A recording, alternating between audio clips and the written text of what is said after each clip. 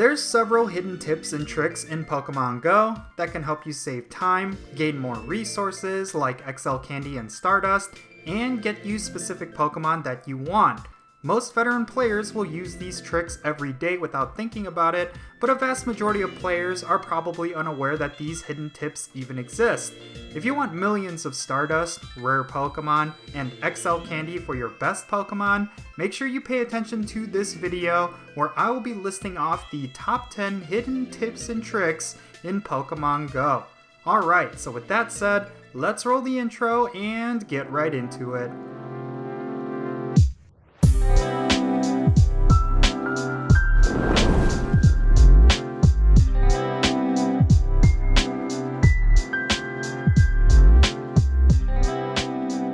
And how's it going, everyone? It's me, it's Count, and in today's video, I'll be listing off the top 10 hidden tips and tricks in Pokemon Go. Now, when I say hidden tips and tricks, I'm not talking about any secrets or exploits or cheats. I'm talking about different strategies and methods that will increase the amount of Stardust, candies, and experience you can get that a majority of players may not know about. If you've been playing this game for a while, chances are you are already aware of most of them. However, there are plenty of players who may not know that these tips and tricks even exist. Thus, I wanted to compile all of these into one video so that if you or your friends ever need to elevate your gameplay, you can refer to this video whenever you want. Right, so with that said, let's jump into the first hidden trick that I will be covering, and that is the Eevee name trick. This is probably the oldest and most commonly known hidden trick in Pokemon Go. Ever since it was discovered that naming your Eevee a specific name would allow you to get a specific evolved form, players have been utilizing this trick to get Pokedex entries, get specific ones for the Go Battle League, etc. So what exactly is this trick? Well, simply put, renaming your Eevee to any of these names will yield a specific evolved form when you evolve it. For example, if you name your Eevee Rainer, it will be guaranteed to evolve into a Vaporeon. If you name it Sakura, it will evolve into Espeon, even if you didn't walk your Eevee 10 kilometers as your buddy. Now, something very important that you need to know is that you can only use this trick once per evolution. Meaning, if you already used any of these names to get a specific evolved form, you cannot use that name again. Therefore, if you have not used any of these names, make sure you hold on to it for when you will need it. Next, let's move on to the second hidden tip, and this tip involves using search strings to quickly filter high IV Pokemon and transferring the rest. If you spent the day catching tons of Pokemon, whether because of a spotlight hour or community day, you can easily filter all of your catches with non-high or perfect IV Pokemon and transfer them en masse. This could vastly save you a ridiculous amount of time, as you don't have to sit there and look through every one of your Pokemon. So here is the search string that will filter out all of your high IV Pokemon out of your most recent catches. What this string does is take every one of your most recent catches from the day and then take out high IV Pokemon and perfect IV Pokemon.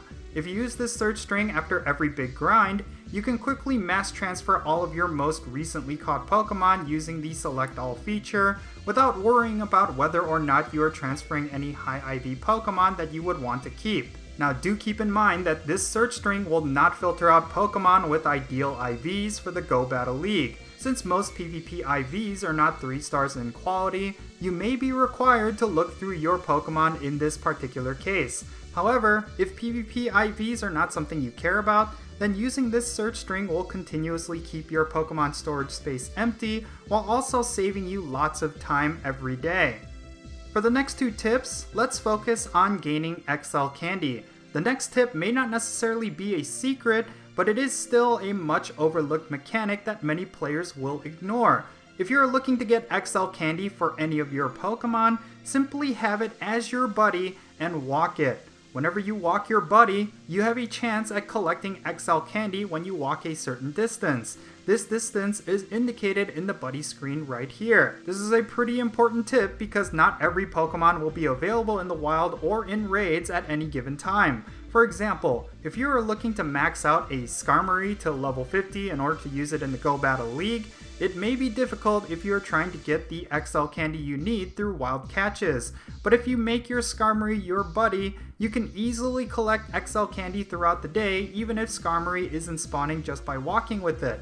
Now, getting XL candies is not guaranteed whenever you reach this distance. However, your chances of getting an XL candy is extremely high if the Pokemon is level 35 or higher. If you are looking to get XL candy for any of your Pokemon, make sure you power it up to at least level 35. If you want half the distance for collecting candy, then use Poffins on it as well. If you are looking to max out certain Pokemon to level 50 in order to use in raids or the Go Battle League, this tip can prove to be useful. Pokemon like Gyarados only have a 1 kilometer walking requirement for each candy, and if you're using a Poffin, it's going to be half of that. This means if you have this Pokemon as your buddy, you can get dozens of XL candy a day with little to no effort. One thing I like to do is walk a legendary to around 19 kilometers and then use a Poffin. This will instantly give me an XL candy, then all I have to do is walk 1 more kilometer for another. But walking your buddy is not the only way to get XL candy. This leads me to the 4th hidden tip, and that is to slightly power up your Pokemon before transferring it in order to get more XL candy. Now, this tip is going to cost you a lot of Stardust. However, if you have Stardust and candy to spare, I highly suggest you power up Pokemon a few levels right before transferring it. This is because transferring higher level Pokemon have a much higher chance to yield an XL candy than transferring a lower level one.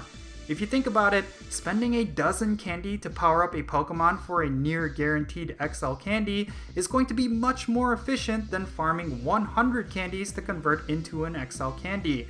But again, this will drain a lot of your Stardust, so I don't think this is one tip that many players would actually utilize. Still, if you're close to reaching the amount of XL candy to max out a particular Pokemon, and you have tons of Stardust to spare, this may be the fastest way for you to get that Pokemon to level 50. Alright, let's move on to our 5th tip in this video. Most players are aware of this, but not everyone utilizes it. If you connect your account to the app Pokemon Home, you can actually get mystery boxes for free. In case you didn't know, mystery boxes are like incense in that they spawn the mythical Pokemon Meltan every minute for an hour. Now originally, you needed to own a Nintendo Switch and a copy of Let's Go Eevee or Let's Go Pikachu in order to get this item. However, transferring a Pokemon to Pokemon Home will also grant you this item for free. Even if you're not looking for Meltan, this is still a great way to collect some Stardust and experience without having to spend any money for incense. If you have an hour to kill, download Pokemon Home, attach your account, transfer a Pokemon, and start farming up those Meltan XL candies.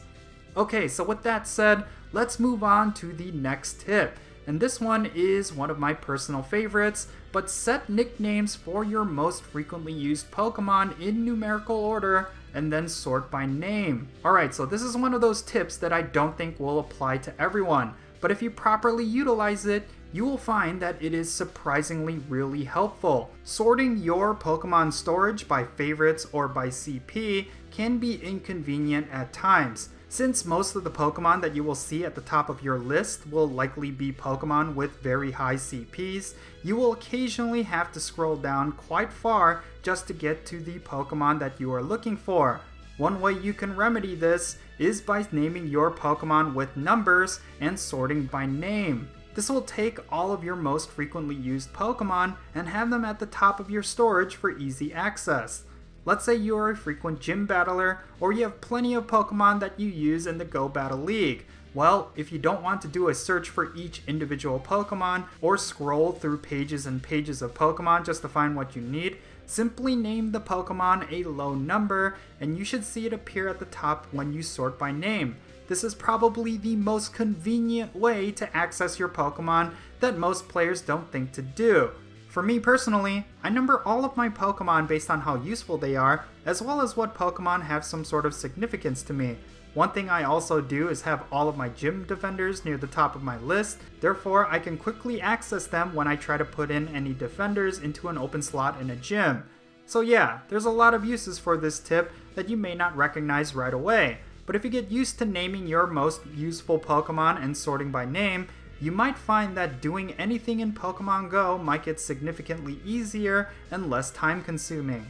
For our next two tips, I want to focus on how you can gain more Stardust.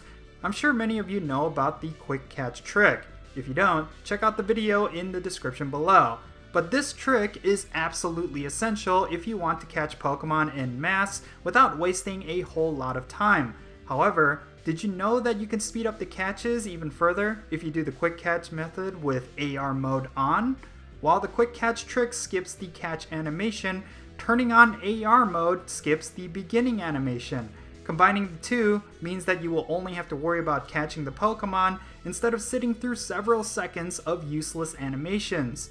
For special events like Spotlight Hours and Community Days where the number of spawns are cranked up, this could allow you to catch impossible numbers of Pokemon within a short period of time.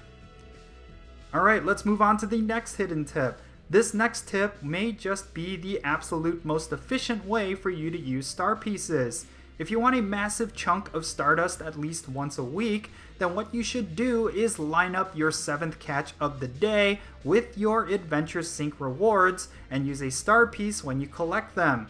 This could net you upwards of 50 to 100,000 Stardust off of one star piece. Of course, your 7th in a row catch of the day Pokemon will yield about 10,000 Stardust alone with a star piece, but your Adventure Sync rewards could net you approximately 30,000 with a star piece if you manage to walk at least 100 kilometers in a week.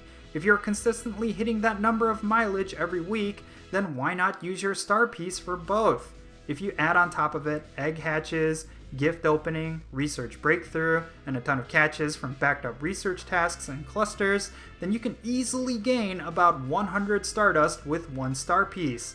Now in order to line up your 7th catch of the day with your Adventure Sync, simply do not catch anything during one Monday. This will reset your daily catch of the day streak to start on Tuesday, which ultimately leads to your 7th landing on the following Monday. After you do this, simply put on a star piece right before 9 AM on Monday when the Adventure Sync rewards are handed out, and then catch and hatch to your heart's content. This could really become your weekly ritual for massive Stardust gains. This could also save you star pieces and Poke Coins as well. Okay, for these last two hidden tips, let's focus on gaining experience points. The next tip is one of the most efficient ways to use your lucky eggs, and that is to line up hitting Ultra and Best Friends with raids. Everyone knows one of the best ways to gain experience is through the friendship system. Specifically, if you can coordinate hitting Ultra and Best with your friends, you could get a massive amount of experience. However, you could get even more experience by hitting Ultra and Best Friends by doing a raid together with those friends. All you have to do is line up a whole bunch of your friends to one more day's worth of interactions to hit Ultra or Best, and then ask them to do a raid with you.